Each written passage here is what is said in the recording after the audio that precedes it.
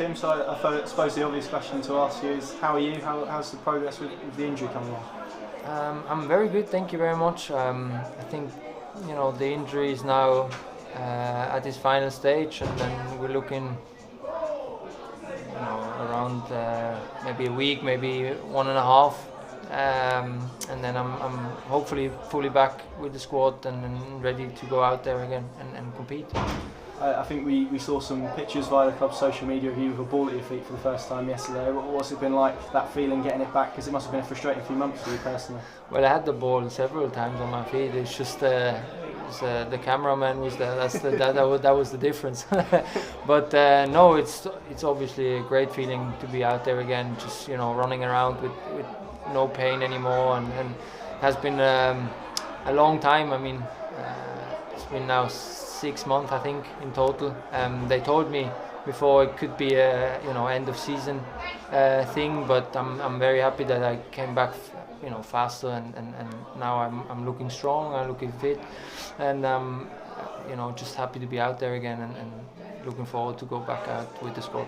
Has it been a difficult period for you mentally, because it's injuries meant to be the worst time, isn't it, for a player, particularly when you're watching sort of other players go out and play, or you're on the sidelines? Has it been difficult for you to sort of process mentally? I think the start was very hard, because I had a lot of plans for me, and obviously for the club as well. I wanted to show everyone after the half season I had in the championship, where I already struggled with my knee, that I'm back fit again, and I've sorted the knee out, and then unfortunately there was another injury to it, and then that took me out for almost a year now with the right knee, but that's football, we have to live with it and carry on. Of course, it took me a while to just get my head around it, but then once I had my goal in my head, there was only one way to go, and that was forward. So that, in the end it was easy. And now I actually thought that at the end the time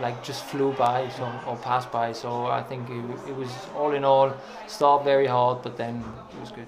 Has it been made more difficult by the fact the club got promoted last season? You haven't quite been able to contribute to the Premier League season, have you? So has that made it more difficult a period, knowing after all you achieved last season, you haven't been able to help the team this season?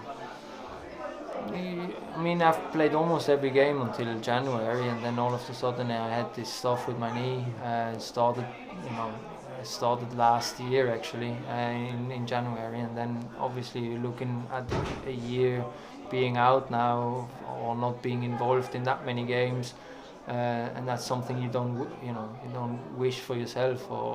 And then when you get promoted, you play Premier League, and you're just looking forward to play actually in the best league in the world, and then you get benched or sidelined, and that's as I said, it's hard first, and then obviously you see the team out there, they fight for every point, and you want to help out there, because you could help, or as you know me as a person, I'm always there to encourage the young players and try to help them, and be there if there are tough periods, and that was the hard part of it, not being able to be out there with the lads and give them advice or help them or whatever they needed at that time, and now that I'm finally back, being out there training with the squad hopefully next week, and then hopefully can contribute some of the missed things into the final part of the season, and we'll see, maybe we can do a miracle.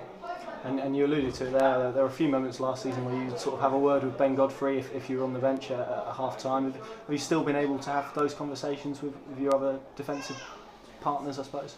Yeah, it's been a bit hard, because obviously the rehab was different to the team trainings, so the timings sometimes were a bit different, and then you have a harder day or a longer day, so you come in at 8 and leave at 5, which is like a normal working day, but for them days were shorter because they had to prepare for a game.